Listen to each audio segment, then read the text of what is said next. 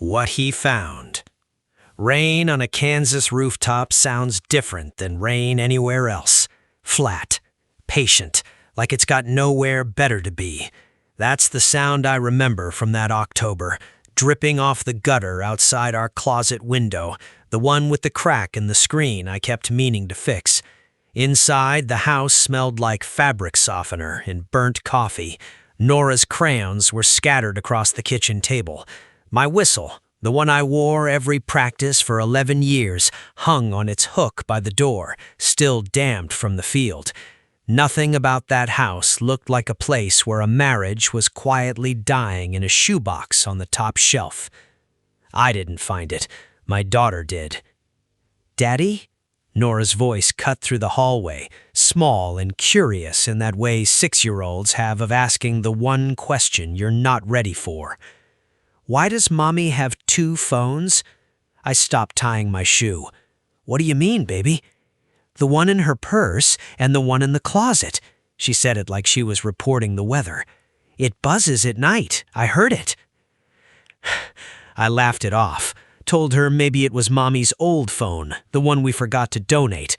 Told myself the same thing, actually, walking past that closet 3 separate times that week, never once opening the door. That's the kind of man I was, attentive to everything except the thing right in front of me. I coached football at Larkspur High for 11 seasons. You learn to read tendencies, a tight end who leans before he releases, a quarterback who blinks before he audibles. I could watch 4 quarters of film and tell you exactly when the other team was about to run a zone blitz, but I couldn't read my own wife across a dinner table. Funny how that works. Vanessa and I met in college, married at 24, built a life in the kind of subdivision where every driveway has a basketball hoop and every lawn gets mowed on Saturday. She managed the front office at a dental practice downtown, steady, reliable. Except lately, she'd started taking longer lunches, and her phone, her real one, stayed face down on every surface she touched. I told myself it was stress. The second question came on a Tuesday, 3 weeks after the first. "Daddy, why does Mommy's charger not match?" I was grading game film on the couch, half listening. "What charger, sweetheart?" "The white one, in her closet. Ours are all black." Nora held up her own tablet cord like evidence. "Hers is white and skinny, and it doesn't even fit our stuff." I felt something cold move through my chest, quick, like a blitz off the edge you never saw coming. I told her, "Good eye, kiddo," and sent her off to brush her teeth. Then I sat there in the blue light of the paused film, staring at a linebacker frozen mid-stride, thinking about a charger that didn't belong to any device in our house. I didn't open the closet that night either. You want to know the truth? I was scared. Not of what I'd find, of what I'd have to do once I found it. A coach doesn't panic on the sideline. He gathers information first, watches the tape, waits for the pattern to repeat before he calls the play. So I waited. God help me, I waited. Here's the thing about coaching kids for 11 years. You learn people lie with their whole bodies before they ever open their mouths. Vanessa started angling her shoulders away from me at dinner. She started taking calls on the back porch with the door shut, laughing low, a laugh I hadn't heard directed at me in over a year. "Who was that?" I asked one night, rinsing dishes. "Marilyn, from book club." She didn't look up from her phone. "Didn't know book club met on a Wednesday. It's a new book." "Craig, can we not do this right now?" "Do what, Vanessa?" I wanted to ask. "Notice things?" I didn't say it. I just kept rinsing. Before we get to what was actually in that closet, quick gut check for you watching. If your kid told you about a hidden phone and a charger that didn't match any device in your house, would you open the closet that same night and confront it head on? Or would you wait, gather quiet proof first, and build your case before saying a word? Drop a 1 for confront now, or a 2 for wait and build the case. I'll tell you which one I picked in a minute, and whether it was the right call. The third question is the one that broke it open. Nora came to me on a Sunday morning, half-dressed for church, hair still in one French braid. "Daddy, who's Warwick?" Everything in the kitchen went quiet. The coffee maker kept gurgling like nothing had happened, like the floor hadn't just tilted under my feet. "Where did you hear that name, baby?"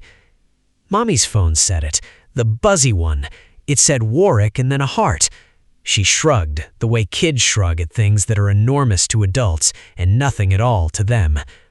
"Is he Mommy's friend?" I hugged her, told her to get her shoes. Then I stood in that kitchen for a long, long minute, hand flat against the counter, feeling 11 years of Saturday mornings and Friday night games and every ordinary breakfast collapse into one word. Warwick. I didn't say anything to Vanessa that day, or the next. I drove to practice, ran 2-a-days like any other week, called my defensive coordinator, Deke Yarrow, about our 4th and long package for Friday's game against Council Grove. My mouth kept coaching. My mind kept running the same play over and over.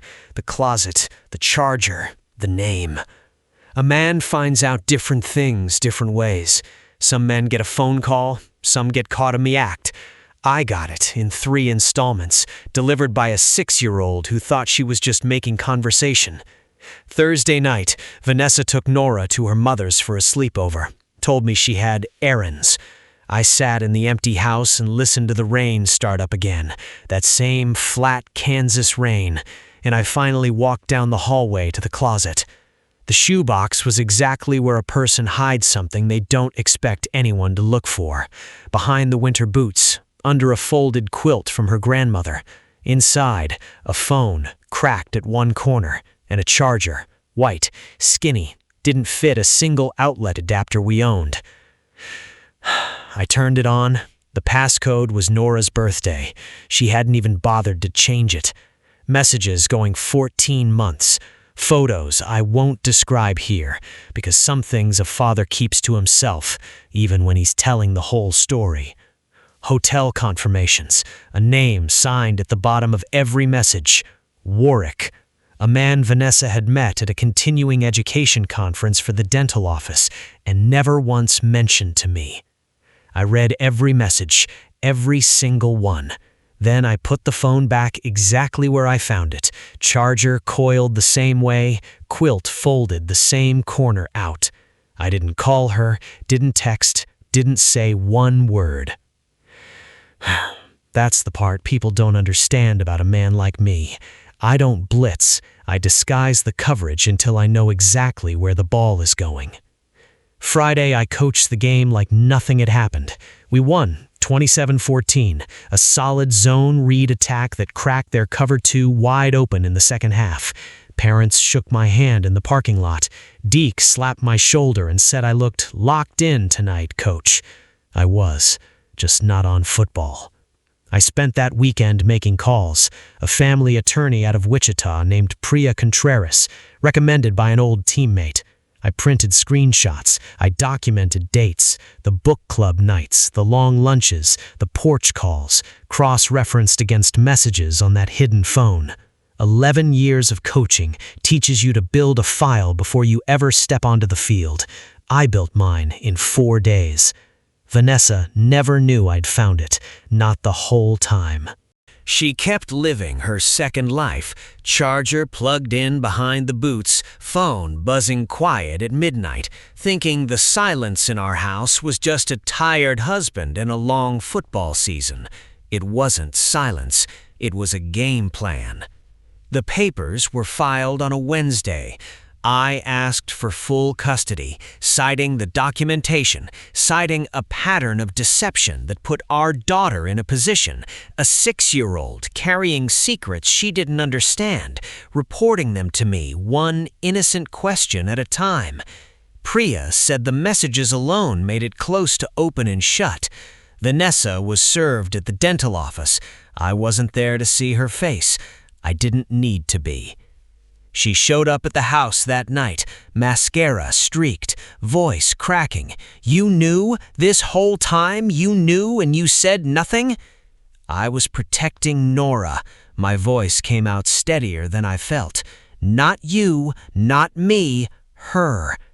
Craig, please, we can talk about this. There's nothing left to talk about, Vanessa.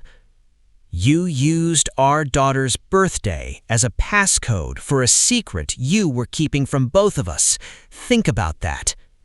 She didn't have an answer for that. People rarely do when the truth's been sitting behind winter boots for over a year. Nora's 7 now. She doesn't know most of what was on that phone, and she never will. Not from me. What she knows is that she lives with her dad most nights, that her mom visits on a fixed schedule with a court-appointed structure around it, and that the house smells like fabric softener again, instead of secrets. Last week, she found an old white charger in a junk drawer, the mismatched one, somehow still there after everything. She held it up, confused. Whose is this? Nobody's anymore, baby. I took it from her hand and dropped it in the trash myself, right there in front of her, like closing a chapter she didn't even know she'd helped write. Come on, let's go get ice cream. She grabbed her shoes without asking a single follow-up question. For the first time in over a year, there wasn't one. Sometimes the biggest reveal in a marriage doesn't come from a detective or a friend or a slipped confession over dinner. Sometimes it comes from a 6-year-old girl noticing a charger that doesn't match and a father finally brave enough to open the closet door. Next time, we're staying right here in Larkspur, Kansas, because Warwick isn't done yet, and neither is Vanessa's story. That one's coming soon.